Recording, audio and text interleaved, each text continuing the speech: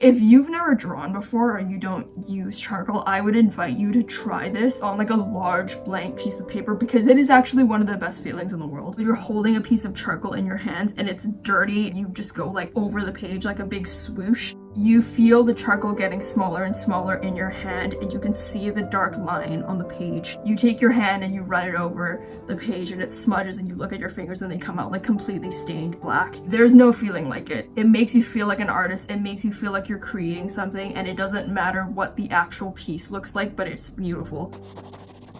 I started doing charcoal drawings for the first time in this journal, and it was after I saw someone on Instagram do them. It was this artist called Sim. I thought that his drawings were just so beautiful. I saw he does like a bunch of reels of his drawing process, and they're like these little drawings on the page, and I just love them, especially the ones he did of Wong Kar-wai movies. I basically saw his Instagram reels, and on the same day I went out and I bought a set of charcoals and pastels, and I started playing with them in a coffee shop. I couldn't even make it all the way home because I was like, I have to do it right now. So I just sat in the coffee shop and I tried doing my first charcoal drawing in that shop, and obviously they didn't turn out well in the beginning because I was new to the process. Here are some of the beginning ones that I did. They're not good. Obviously the first couple of attempts were just me trying to figure out how the charcoal sticks work and how to keep from making a huge mess. They were failures because I didn't really like how muddy and dark and dirty the colors got, and it was really discouraging. Also, disclaimer now, I'm not new to like drawing as a whole. I currently do a lot of like illustration and pen work. I used to do a lot of like painting as well, but I've only ever tried charcoal a couple of times in high school. I think my style has evolved a lot since then. I think they're different because I wasn't using like charcoal sticks. It was like a charcoal pencil, which is essentially the same as like a normal graphite pencil, but it's like smudgier and just darker. I think like when I did these, it was like 5 or 6 years ago, so like understandably I was really out of practice. I kind of had to relearn how messy charcoal was. I had only been using the charcoal sticks I bought, so these were like the ones that are like little nubs. I also bought like these pastels. I only learned yesterday that these are like a different thing from charcoal sticks. When I say charcoal in this video, I basically mean like interchangeably with pastels if it's like black, so I still don't really know the difference. Also, the reason why these original drawings were so muddy and they're not very good was because I didn't really have like a netted eraser. Hold on, I'll show you mine. It's because I didn't have like a netted eraser, which is like one of these squishy erasers and you can shape, or like charcoal pencils, which as I said, it's basically like a regular pencil. You can get like really sharp points with these obviously because you can just sharpen them, and so you have much better control, and it's like the medium that I know the best. But like a little charcoal nub, I have a lot less control, right? It's not something I'm familiar with. It was really frustrating doing these because I had bought the charcoal so spontaneously because I was being so inspired by this guy that I saw on Instagram that afternoon, and it wasn't turning out how I wanted it to immediately. And you know how it is when you're being really driven by like an interest or like a really fervent base desire within yourself? I feel like I kind of regressed into like a little kid because the drawings weren't turning out the way I wanted to exactly the first time I used them, and I was like, oh my god, I suck at drawing. And you want to like stomp your feet and get mad immediately when it's not turning out the way you want it to. Like, yeah, like your first attempt at something isn't turning out exactly how you want it to. My first attempt in a brand new thing isn't very good, and it doesn't look like the artwork of someone who's like a master and has been honing their craft for years and years and years, right? Who would have predicted this?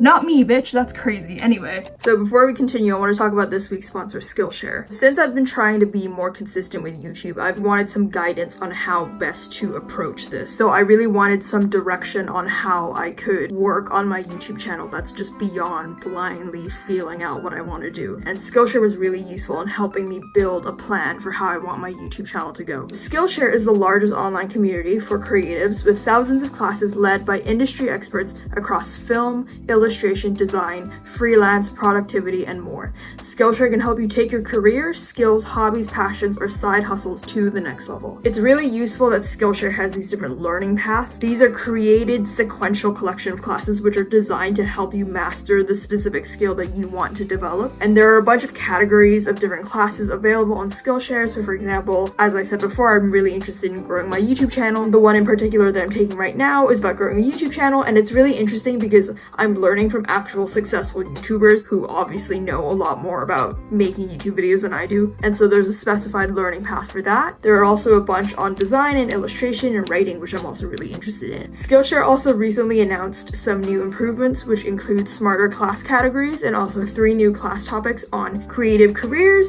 creative inspiration, and AI and innovation. I'm interested in the creative careers one since I'm trying to make the YouTube thing happen. New members are also asked to share a little bit about what their interests are, and then from there, Skillshare immediately is able to offer recommendations which are specifically tailored to their specific goals. There's also an improvement to how you can find classes now. You can find classes by software and material, and that's really helpful. The first 500 people to use my link in the description will receive a 1-month free trial of Skillshare. Get started today. Luckily, I did pick up the technique pretty quickly after that because I'm not new to like drawing. Also, I think after getting some proper charcoal pencils, it was really useful, especially because I come from like drawing in pen a lot, right? And a lot of like illustration or pencil work, it's about your strokes, right? It's about your technique of your lines. I think that's one of my strongest parts of my drawings. I'm not very good at colors, I'm not very good at lighting, I'm not very good at any of that, but I have very confident lines. So I think I got frustrated by charcoal because it was like a medium that I originally thought was about the blur effect, because it's about the soft focus and it's messy and it gets everywhere, but that was also why I fell in love with it. I always feel like there's something really tender and special about charcoal drawings, like the soft focus quality of it. It's like watercolor work, which is like hands down my worst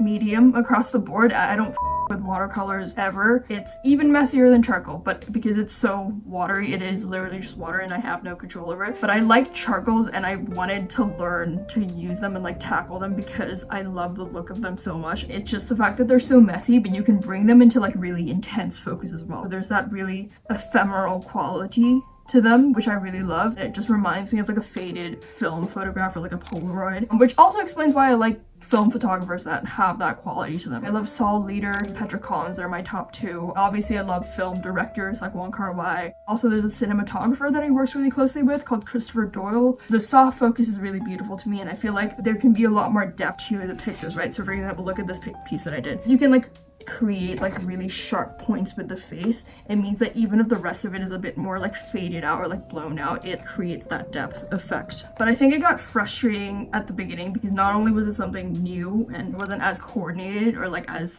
good in the medium as I thought it would be, right? And the technique wasn't really turning out, but also because it was something about like being inspired by one artist or like one person, which is obviously great and made you actually be inspired enough to go and do the thing and like pick up the pencil, or I guess the charcoal here, and draw. And the point I'm making now, I feel like, is applicable to a lot of things, so not just artwork. Looking up to like one specific person or like one single thing, I feel like it actually makes you more frustrated and like disappointed with your own work, because it's not like a general dissatisfaction with yourself and your own work. It's actually about like you comparing your work, which is new and not very good, to the person that you're looking up to, which is obviously, in your opinion, like the pinnacle of all work. Otherwise you wouldn't look up to them. I think that one way around this is if you're able to take inspiration from multiple sources at the same time, because then you're able to take elements of their work, specifically which you're drawn to, right? It'll help you identify what it is that you specifically enjoy from each person, and it can help you develop your own style. Also, just drawing, like just actually doing the thing and like figuring out what works and doesn't work and what you like and what you don't like. Drawing more in charcoal and experimenting with different ideas and your expectations of what it should be like.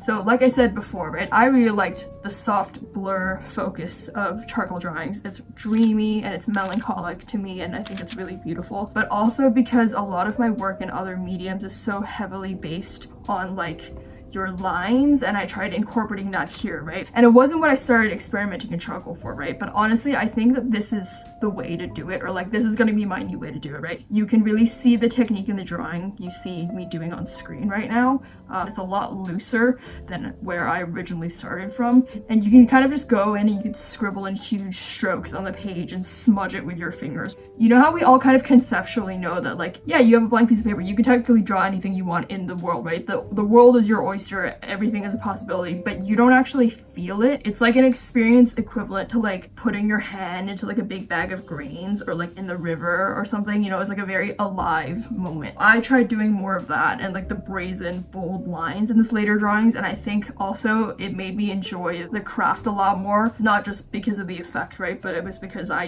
just enjoy it. Was fun. It's just it's a beautiful feeling. It's a really incredible feeling, and I really recommend you try it. And also because that's what I do a lot anyway, and I think I started doing charcoal as a way to try and get away from that, because I really wanted to be the person that could create really soft faded feeling in my work like these other charcoal artists, which I think are really beautiful. And I still want to be able to do this, but I think it's not a style that comes naturally to me, and maybe that means that I have to adjust my expectations for my own work instead of trying to emulate someone else. I tried incorporating it in, and I think it came a lot more naturally. And I looked at this other artist called Josh Hernandez, who's really experimental with how he treats his canvas. So he plays a lot with like negative space and like using tape, and that's what I've been trying to kind of emulate in the drawing that you can see me do on screen, and I took a lot of inspiration from that. But yeah, I've been really enjoying using charcoal. I've not done very many just yet, but I think this is going to be my new thing. I do them a lot in my Commonplace book, but this one is like, it's almost full. I'm gonna need a new one. And it's kind of funny because you'll have like a page of like regular notes and then suddenly like fully rendered charcoal drawing on the other page. For example, I was like writing the script for this video that you're watching, then on the next page it's just like a fully rendered charcoal drawing. So that's fun. I like drawing in charcoal. It really broke me out of my creative block as well, because I think for a long time, and like still honestly, I think I felt really creatively uninspired, just uninspired in general, because I've been so busy in other aspects of my life like school and work, and it's really taken over a lot of my life, like way more than I would like it to. I constantly feel like I have to be productive at all times, and it's so weird because I'm completely aware of the fact that I have terrible work-life balance and it's really bad and I should fix it, but at the same time I simultaneously feel like incredibly guilty if I do end up taking like any time for myself to draw or just like enjoy and rest for the rest of the day, which is probably why I'm so uninspired and sad. So a couple of days ago, I was feeling really bad and like under the weather, and I was really burnt out and really tired, and I was like tip-tapping hunched over like on my laptop working at a coffee shop, because I'm always working when I'm at a coffee shop. I get this thing where I'm like, okay, I can be productive and work if I'm having like a little drink or like a little snack, then I'm like enjoying myself, but I'm not really enjoying myself because I'm working at the same time. So